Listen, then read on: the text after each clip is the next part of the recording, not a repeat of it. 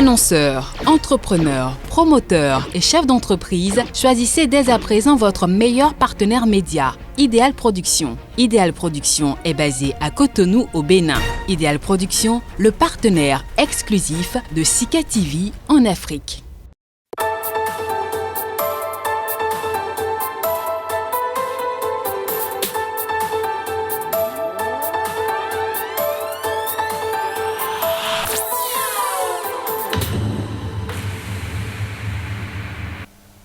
Heureux de vous retrouver sur Entretien du jour, mesdames, messieurs. Bonjour et bienvenue.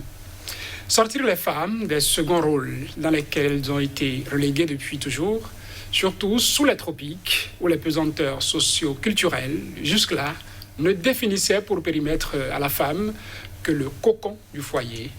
Noble cause en promotion, n'est-ce pas? Si le féminisme est à soutenir, doit-on l'opposer à un certain masculinisme? Faut-il prendre le féminisme pour un syndicalisme ou une guerre froide entre hommes et femmes, une guerre froide qui ne dit pas son nom?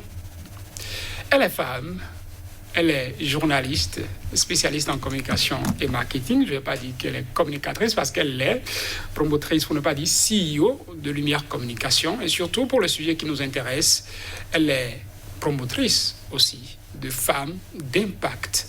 Dorcas Carmel Kodja Togwe, non? Ouais. Bonjour. Bonjour, Saturne Joss. Merci d'avoir accepté notre invitation. Merci, c'est un plaisir. Femme d'impact, c'est déjà quoi? Oui, Femme d'impact, c'est une chronique web qui vise à promouvoir les talents, les potentialités, les performances, les acquis des femmes qui apportent énormément au développement donc, de notre nation dans tous les domaines. Et donc, chaque semestre, nous valorisons ces femmes talentueuses-là en leur offrant des distinctions, des attestations, des certificats de reconnaissance et des trophées aussi. Et la prochaine édition, c'est pour le samedi 7 août prochain à Cotonou, où nous allons célébrer environ une quarantaine de femmes. Est-ce votre manière à vous d'être féministe, Dorcas? Oui, c'est ma manière de défendre la gente féminine qui, en réalité, est le terreau du développement, en fait, parce que sans la femme, il n'y a pas de famille, sans la femme, il n'y a pas de développement, sans la femme, il n'y a pas d'éducation. Sans la femme, la société ne va tourner qu'en rond. Je ne dis pas que les hommes ne jouent pas un rôle. Les hommes sont le socle, les hommes sont le capitaine du bateau. Mais la femme est quand même l'aide qu'il faut pour que la société puisse prospérer. Et donc, moi, je me donne pour objectif de pouvoir valoriser mes pairs, de valoriser donc la gente féminine pour une meilleure prospérité de notre nation. Féminisme, ça s'entend mieux ailleurs ou bien ailleurs quand on est en Occident, quand on est en Europe, mais sous les tropiques en Afrique, quand on entend féministe tout de suite, on a l'impression d'avoir deux camps qui se braquent l'un contre l'autre, le camp des femmes et celui des hommes. Comment l'entrevoyez-vous? Comment l'abordez-vous, vous? Pour moi, le féminisme, c'est un courant de pensée, c'est une position genre, en fait, qui fait la promotion de la femme. Attention à ne pas confondre féminisme avec parité. Et le mot parité, franchement, moi, je ne le supporte pas. Parce que je ne suis pas là pour déclarer une guerre froide aux hommes. Et je ne suis pas là pour déclarer une opposition farouche entre les hommes et les femmes. Parce qu'en fait, Dieu a créé l'homme et c'est des côtes de l'homme qu'il a pu créer la femme. Et donc la femme est l'os de l'homme et la chair de l'homme. Donc, in fine, la femme est un produit de l'homme. Une explication biblique parce que d'aucuns ça touche, hein, oui, ça c'est la Bible qui dit. En fait, il n'y a pas midi à 14h, il n'y a pas de débat autour. L'homme, c'est l'homme. La femme, c'est la femme et chacun est dans son rôle. Et lorsque l'homme et la femme se mettent ensemble, c'est un rôle de complémentarité et ils forment une famille, une société qui se développe. Donc, en réalité, l'homme ne peut pas jouer le rôle de la femme et la femme non plus ne saurait jouer le rôle de l'homme. Et pour vous donner un petit exemple, vous mettez deux hommes ensemble, ils vont s'accoupler dans les quoi? Dites-moi. Ça ne donnera rien. Idem pour les femmes aussi. Donc, alors que quand vous mettez l'homme et la femme ensemble, ça donne un couple, ça donne une famille, ça donne des enfants et ça donne le développement de la société, donc la multiplication de l'espèce humaine. Donc, en fait, il n'y a pas de schéma. On ne peut pas faire une guerre entre l'homme et la femme. L'homme, c'est l'homme et la femme, c'est la femme. On se met ensemble, on est complémentaires dans la société. Pensez-vous que cette approche devrait être prise en compte dans la manière d'aborder le sujet et d'éviter que nous ayons ces camps dont je parlais tout à l'heure? Oui, parce qu'en fait, c'est une perte de temps que de se livrer à ces guerres et à ces oppositions qui, a priori, à mon avis personnel, qui n'engage que moi, je l'avoue, c'est une guerre qui n'a pas de sens. Je vais vous donner un exemple. Lorsque un gros poids tombe d'un arbre maintenant, et il y a des hommes et des femmes là, vous allez voir que, a priori, les femmes vont reculer d'une marche ou de 2 marches. Et c'est les hommes qui iront prendre ce poids-là. Simplement parce que la femme sait qu'il y a des choses qu'elle ne peut pas faire et il y a des choses que c'est à l'homme de faire. Il y a d'autres cas dans lesquels ce sont les femmes, vous avez bien fait de dire a priori. Lorsque je dois prendre par exemple 12 kilos d'une bouteille de gaz et je dois quitter le 3e étage pour le bas, vous pensez que je peux le faire? Non. Certaines pourront le faire. Certaines pourront le faire, d'accord. Mais lorsque vous avez un homme à côté, pourquoi ne pas le laisser faire? Il le fait, il vous démontre qu'il est homme et vous applaudissez pour lui. Non, pour simplement dire que on se fatigue en livrant une guerre aux hommes. Ça n'a pas son sens. On n'en a pas besoin. Et je le dis, ça n'engage que moi.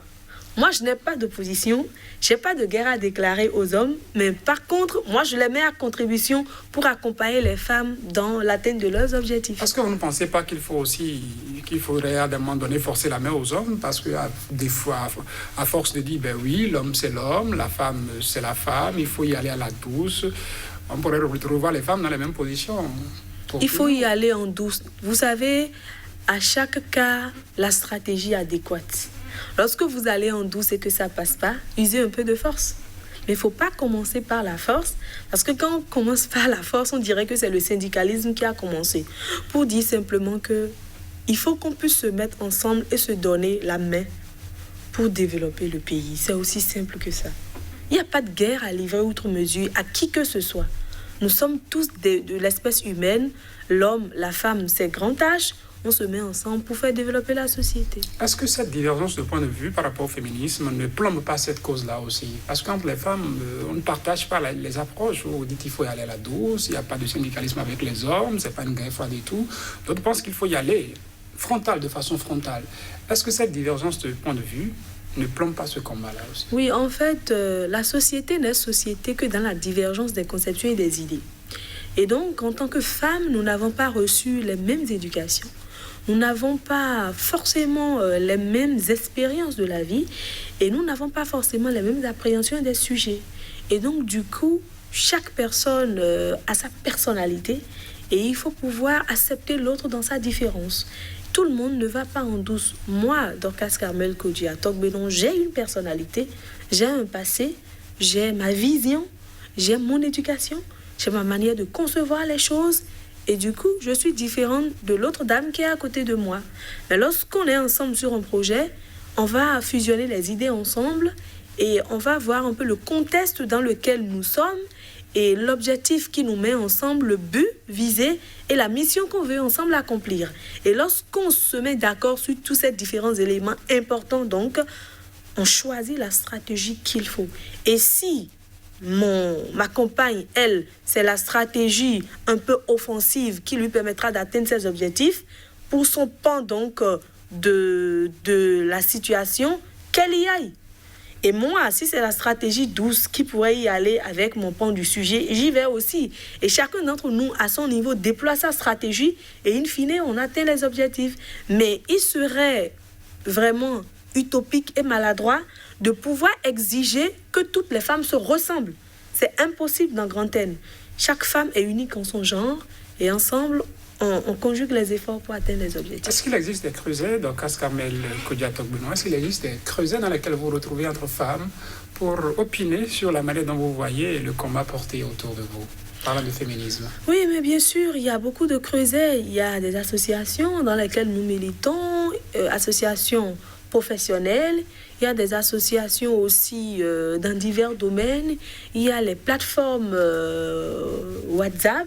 Il y a les plateformes Facebook, il y a beaucoup de réseaux et on se met ensemble, on discute, nous remarquons que les expériences sont riches et variées Et quand on se met ensemble en fonction des domaines dans lesquels chacune excelle, en fonction des difficultés du secteur, en fonction des moyens mis à disposition, en fonction du degré des challenges aussi, on essaie quand même de faire un certain brassage et de partager ensemble les expériences pour pouvoir aller de l'avant. Et je crois, ma foi, que c'est très riche parce que j'ai la chance de ne pas m'affilier à des creusets de bavardage. Parce que moi, je n'ai pas beaucoup de temps. Je n'ai pas beaucoup de temps. 24 heures, ça ne me suffit pas dans une journée. Du coup, je n'ai pas mon temps à perdre dans des futilités ou dans des critiques descriptives qui n'apporteront rien. Et donc, c'est beaucoup plus professionnel, c'est beaucoup plus l'engagement, c'est beaucoup plus la passion par rapport à des domaines précis. Et là, ça nous permet, franchement, je l'avoue, d'avancer.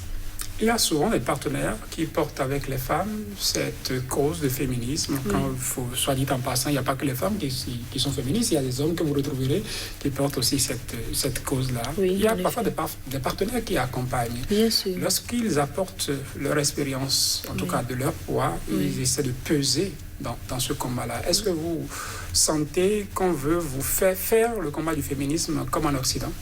Ou que ces partenaires essaient de relativiser les choses sous les tropiques dans leur approche? Bon, en termes de partenariat, j'ai eu à collaborer étroitement avec certaines organisations internationales.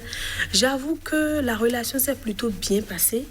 Je n'ai pas été dans un mouvement de bras de fer, je n'ai pas été dans un mouvement de guerre froide, comme vous le dites, mais j'ai été plutôt dans des relations assez conviviales qui ne portent pas de tension et qui ne livrent pas l'un contre l'autre. C'est plutôt assez positif. Et la dernière expérience était avec l'ambassade du Royaume des Pays-Bas et c'était très enrichissant quand même parce que l'ambassadrice du Royaume des Pays-Bas, elle est très ouverte comme femme et c'est heureux de travailler à ses côtés. Que pensez-vous de ces femmes qui se tirent dans les pattes, je dirais, entre elles, surtout sur les réseaux sociaux, en matière de féminisme? Parce qu'on en rencontre et on lit les choses sur les réseaux sociaux à propos. Oui, je pense que les réseaux sociaux aujourd'hui, il faut faire très attention. Tout ce que nous voyons sur les réseaux sociaux, ce n'est pas forcément la réalité.